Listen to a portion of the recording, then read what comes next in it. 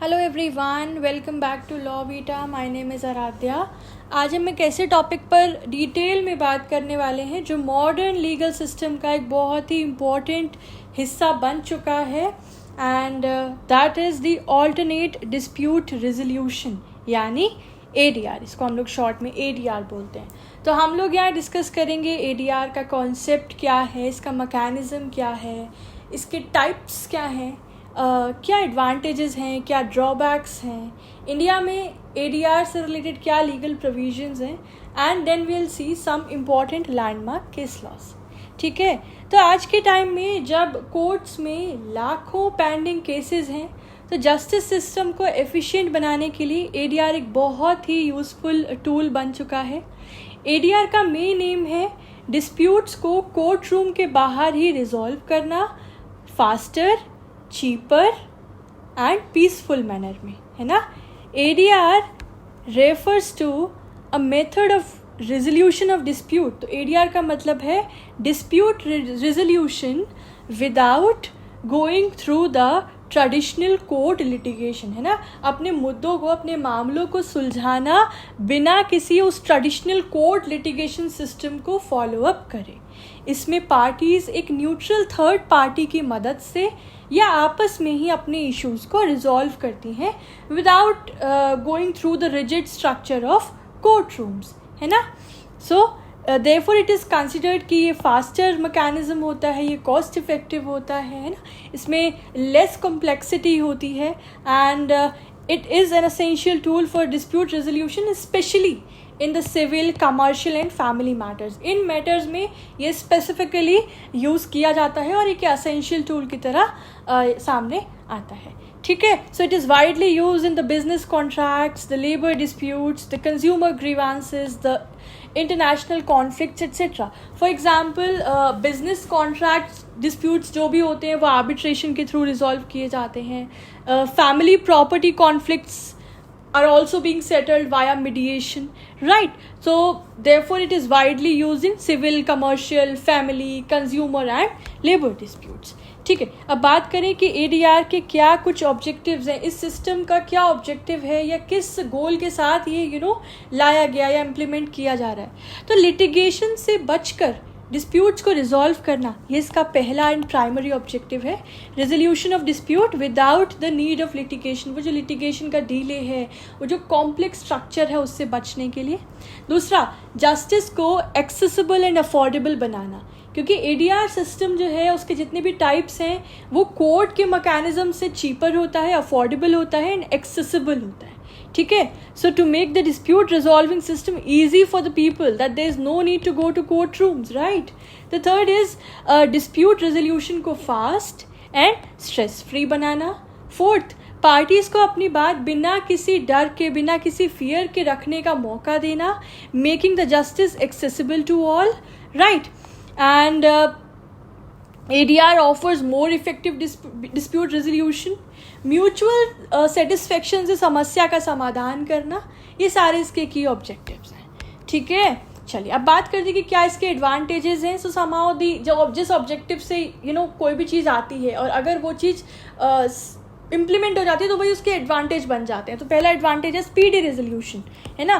तो court cases में कहीं ना कहीं कितने साल लग जाते हैं ना, कई साल बीत जाते हैं एक केस को फाइनल जजमेंट पर पहुंचने में। तो ADR जो है वो इस प्रॉब्लम का सल्यूशन बन के आता है। ADR से कुछ हफ्तों में ही जो मैटर्स हैं वो रिजॉल्व किए जा सकते हैं, ये चीज़ें इंश्योर करता है। So it is faster than the traditional court proceeding. Next is cost effective, तो कोर्ट की फीस, लॉयर के चार्जेस, इन सब से बच जाते हैं, तो it saves all these expensive, therefore it is cost effective. Third is confidentiality, so proceedings private रहती हैं तो रेपुटेशन डैमेज होने का भी जो डर है वो कम रहता है। सो देयरफॉर ये माना जाता है दैट ट्रेडिशनल कोर्ट सिस्टम से ये ज़्यादा कॉन्फिडेंशियल होता है because it keep the proceedings more private. The next is flexible, तो यहाँ पे पार्टीज जो है वो प्रोसेस को कस्टमाइज कर सकती हैं। पार्टीज का कंट्रोल होता है whether they want a third party कि वो उस मैटर में रिजॉल्व करे या वो म्यूचुअली रिजॉल्व करें। सो एक फ्लेक्सिबिलिटी रहती है जो कि ऑब्वियसली कोर्ट सिस्टम में, ट्रेडिशनल कोर्ट सिस्टम में नहीं होती है।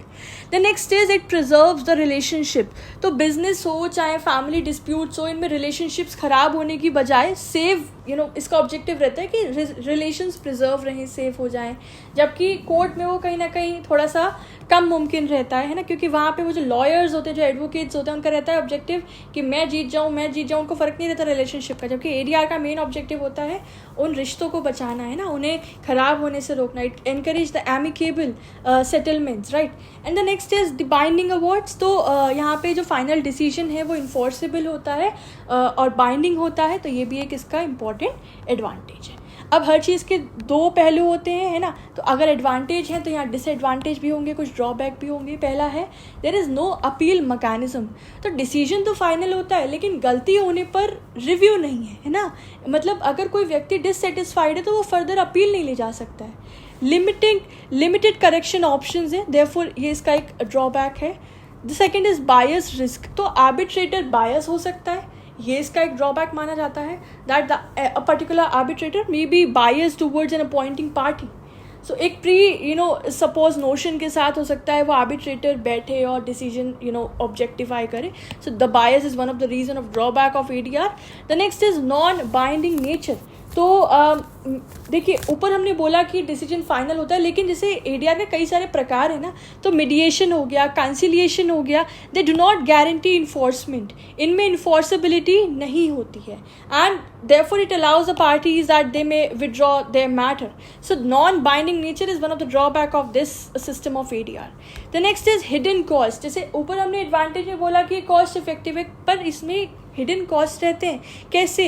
जैसे आर्बिट्रेटर फ़ी हो गया, प्राइवेट वेन्यू की जगह का खर्चा हो गया, इसके अलावा लीगल एडवाइस अगर आप ले रहे हो तो उसका खर्चा हो गया। तो उस हिसाब से कहीं ना कहीं क्रिटिक मानते हैं कि ये हाई कॉस्ट भी रहती है इसमें हिडन कॉस्ट का जो है वो फैक्टर इन्वॉल्व है, and that is one of the drawback.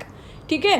The next is delays and stalling tactics, यानी कि नॉन सीरियस पार्टीज कई बार प्रोसेस को अननेसेसरली डिले कर सकती है, so and even it may lead to the prolonged disputes, so that is one of the drawback. And the last is power imbalance. तो corporates या influential parties जो है वो weaker party को pressure में ला सकती है। अब यहाँ पे वो जज वाला superior authority तो नहीं है ना कि मतलब आप इस तरीके से किसी दूसरी पार्टी को दबा नहीं सकते, जहाँ कोर्ट पे तो ऐसा नहीं होता। पर एडीआर में क्योंकि फ्लेक्सिबल अप्रोच है, सो ये माना जाता है दैट अगर अदर पार्टी स्ट्रॉन्गर है या इन्फ्लुएंशियल है या कॉर्पोरेट हाउस है, सो इट मे इन्फ्लुएंस और it may affect the weaker party. So ये भी एक इसका drawback है. So while ADR provides speedy justice, flexible dispute resolution, the careful safeguards are needed to ensure the fairness. Obviously हर चीज़ की अच्छाई है और बुराई भी है, और अगर उस बुराई से बचना है तो हमें कुछ स्पेशल केयरफुल safeguards लेना ज़रूरी है, and the same is applied here in the concept of ADR. Now talking about कि ADR के क्या कुछ मुख्य प्रकार हैं, क्या टाइप्स हैं। So the first and very foremost is arbitration. तो आर्बिट्रेशन मैकेनिज्म में एक न्यूट्रल आर्बिट्रेटर अपॉइंट किए जाते हैं जो फाइनल डिसीजन देते हैं, एंड इनका डिसीजन बाइंडिंग होता है, and prominently arbitration mechanism use किया जाता है कमर्शियल मैथड्स में, कमर्शियल डिस्प्यूट्स में, लेबर डिस्प्यूट्स में, कंस्ट्रक्शन रिलेटेड डिस्प्यूट्स में, क्रॉस बॉर्डर डिस्प्यूट्स में। ठीक है। The second is mediation. तो यहाँ पे मीडिएटर पार्टीज़ के बीच में बात करवाता है, डिसीजन इम्पोज नहीं करता है। ठीक है, मतलब एक मीडिएशन किया जाता है दोनों पार्टीज़ के बीच में, जहाँ आर्बिट्रेशन में एक डिसीजन इम्प्लाई किया जाता है, मीडिएशन में डिसीजन इम्पोज नहीं किया जाता है पार्टीज़ में। ठीक है, इसलिए मीडिएशन जनरली फैमिली डिस्प्यूट्स में, एम्प्लॉयमेंट डिस्प्यूट में, बिजनेस कॉन्फ्लिक्ट में या कम्युनिटी डिस्प्यूट्स के लिए यूज़ किया जाता है मीडिएशन मेथड को। The third comes is conciliation. तो यहाँ पे भी एक थर्ड पार्टी है कंसिलिएटर। तो कंसिलिएटर थोड़ा एक्टिव रोल लेता है यहाँ पे और सोल्यूशन सजेस्ट करता है यहाँ पे, है ना, कि किस तरीके से डिस्प्यूट्स को रिजॉल्व किया जाए। एंड ये commonly conciliation dispute, consumer dispute and labour negotiation methods में या लेबर डिस्प्यूट्स में इम्प्लीमेंट किया जाता है। The fourth comes the negotiation. तो यहाँ पे दोनों पार्टीज खुद मिलकर बिना किसी थर्ड पार्टी के इशू को रिजॉल्व करती है। ठीक है, यहाँ पे कोई थर्ड पार्टी इंटरवेंशन नहीं होता है, and therefore it is considered as a most informal and direct method. ठीक है, ये इनफॉर्मल मेथड कंसिडर किया जाता है एडीआर का। This is used in diplomatic conflict, the personal disputes, the business deals etcetera. And the last comes here is the लोक अदालत, जिसे हम लोग पीपल्स कोर्ट भी कहते हैं। तो और लोक अदालत कंडक्ट की जाती है legal service authorities act of 1987 के तहत, है ना। तो सिविल, कंपाउंडेबल, क्रिमिनल मैटर्स लोक अदालत में सॉल्व होते हैं, ठीक है। सिविल मैटर्स एंड क्रिमिनल में कौन से, क्रिमिनल में कंपाउंडेबल नेचर के मैटर्स, है ना।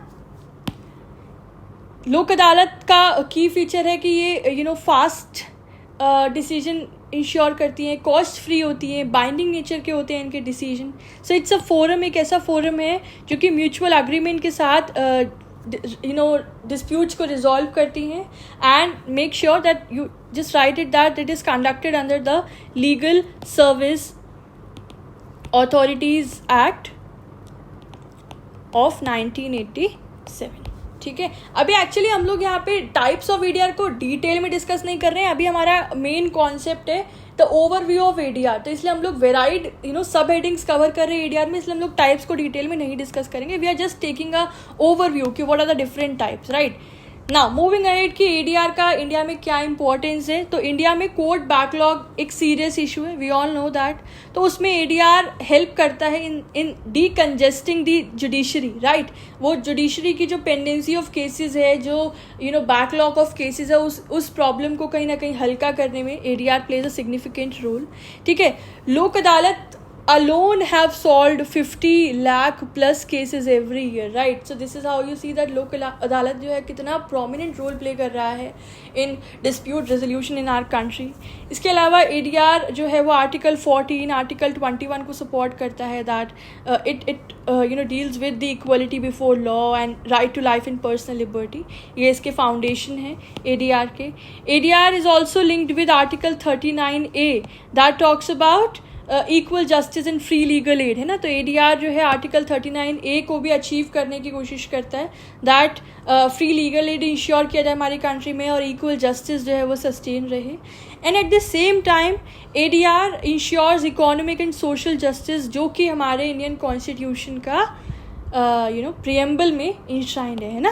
There should be provided justice, economic, social, है ना।